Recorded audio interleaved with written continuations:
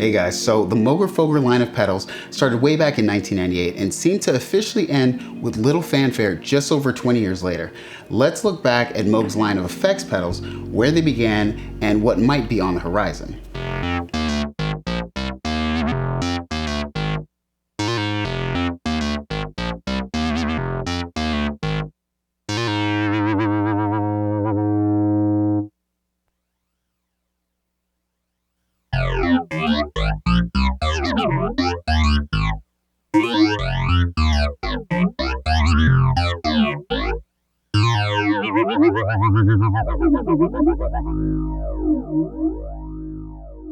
I'll begin a few decades before to set up a bit of a backstory for the Moog Foger line. So as most of you know, Bob Moog is the founder of what is the modern day Moog Music. Back in 1971, Moog went through a financial hardship and ultimately the company was sold to Norland Musical Instruments. 7 years later, Bob founded his new company called Big Briar, and the first Moog Foger pedal was made under that company's name. In 2002, Bob was able to repurchase the right to the name Moog Music. So yeah, if you didn't guess it yet, the Moog Foger effects range is actually kind of the children of the original Moog systems. For my research, the Big Briar and Moog Music pedals can be identified by either the Bob Moog signature or the purely Moog emblazoned text. Let me cut in here and say that this is not an audio comparison video or a video about pedals and synthesizers. For that, I made a video and check out the series that I did surrounding that topic. It's a good intro with audio examples of the Moog Fogers I own. Back to the Moogers. So with Bob's company, Big Briar, manufacturing the original Moog Foger, the MF-101 low-pass filter, it seemed like he had a hit on his hands. The low-pass filter seemed the right place to start for Bob, building off the design he made world famous. The MF-101 was equipped with a switchable 12 and 24 dB per octave low-pass filter design.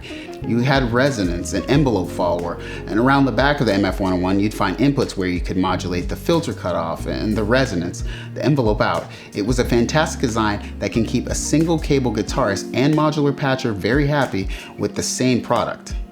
Next up, but also in 1998, the MF-102 ring modulator was released. And I want to inject that this was actually my very first Moog Foger pedal I personally purchased.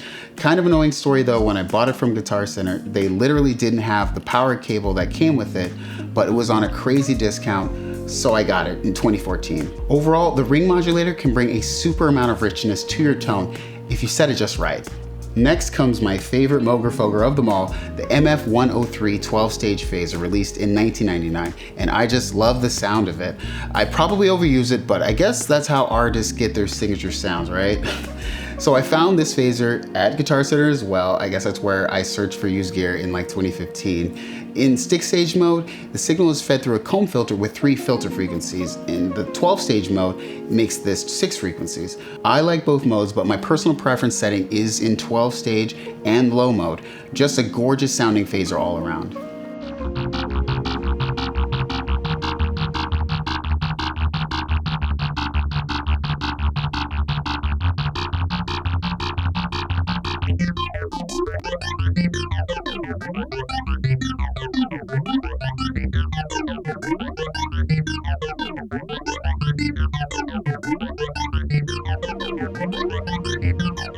Released in the year 2000, the CP251 is what you may consider the brains of the whole operation. CP standing for Control Voltage Processor, containing attenuators, a noise generator, a mixer, etc. If you want to take your Moog Foger game to the next level, you want one of these for sure. The MF-104 Delay was released in the year 2000 as well. I'd say that this is the most sought after Moog Foger effect type made. They actually manufactured a few different versions of that 104, so let's run through their differences the best I could find.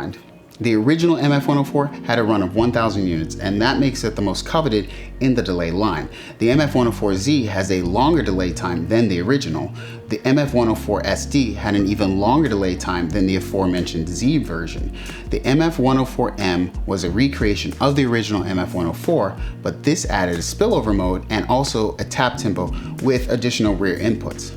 Lastly, there was a version called the MF-104 MSD, or Super Delay Unit.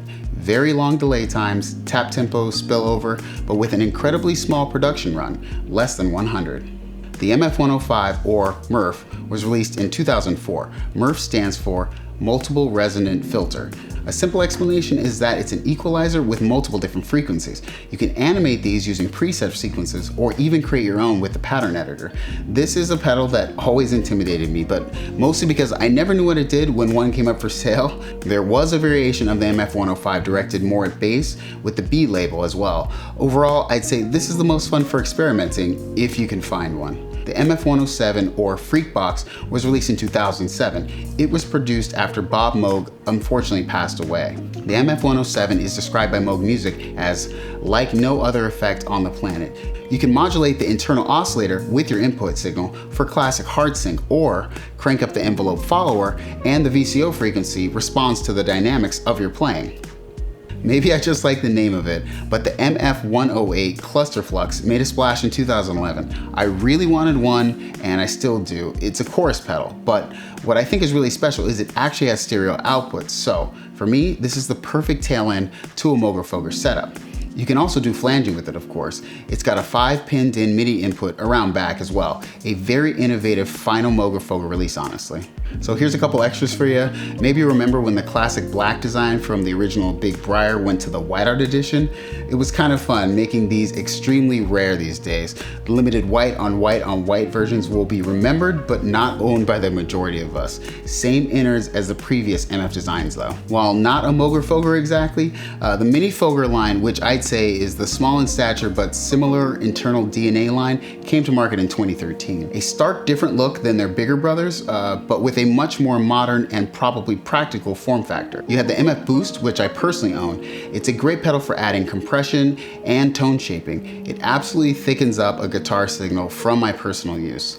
I absolutely love its rock solid construction. The MF Drive is an overdrive pedal that makes use of Moog's ladder filter. The MF Ring, which is a ring modulator of course, MF Trem for tremolo, the MF Delay, a 100% analog delay pedal, the MF Chorus with the Bucket Brigade components, and the MF Flange. Now with the smaller package, of course, comes a trade-off. So with what used to be a tremendous amount of modulation capability, now was replaced with one expression input. In my world, by the time I really knew these were released, it felt like the Mini Fogers were discontinued, but maybe I just wasn't paying close enough attention. I found a couple of April Fool's jokes played involving one MF-106TC time compressor from MatrixSense.com, one of the great classic forums. They still have the article posted there from 2009. Quote from Moog about the 106TC: "We accidentally reversed the clock phasing in the time generation on our MF-104Z analog delay and discovered that it can actually work in reverse, compressing the time stream instead of expanding it. Much to our amazement and delight, we began hearing sounds up to 1,000 milliseconds before we played them." Oh, look whose name is also attached here, the great Moog temporal engineer, Amos. The last update regarding the Moog or Foger line that I could find actually came on April 7, 2019, when the Moog Music Instagram page announced that a stash of Bucket Brigade delays were found and they would be able to make a run of the MF-104 delay units, of course in a very small supply. You actually had to go to the factory to get them, which made it an even more Charlie and the Chocolate Factory lore-esque type situation. That seemed to be the end of it though. Off to the hands of collectors and most definitely resellers who know how coveted the delay model is. So what's next for the Moog or Foger line? Well, speculation never got anyone anywhere, but I'll say that after the Mini Foger's rather short stay in the market, a full-blown, full-size Moog or Foger reissue seems rather unlikely from where I sit. So what do I think looking back some 22 odd years later? Well, the Moog or Foger pedals clearly have a cult following. There's nothing that looks or feels like them in the market then and still now. From the original low pass to the Mini Fogers, I think the evolution was just what people wanted. I remember seeing photos of people owning the whole MF collection and basically rack mounting them. It was insane. The ins and outs allowing a somewhat modular creative use never felt suited for any other brand. I still want a Cluster Flux, though I'll probably never own one. Some things are meant to be passed around from person to person over time, and with each changing hand, a story can be shared. Do I personally want to see the Moog or Foger line come back? Well, maybe not reissues, but maybe an extension. Let the original run be part of history, but maybe, just maybe, an MF109 will eventually see the light of day. Remember to like, subscribe. Thanks again for watching, guys, and I'll see ya in the next one.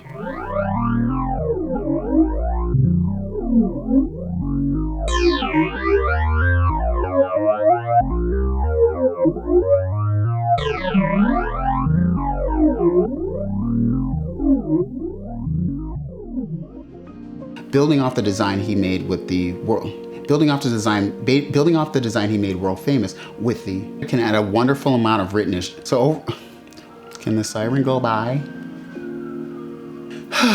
Okay, now we can make a video again.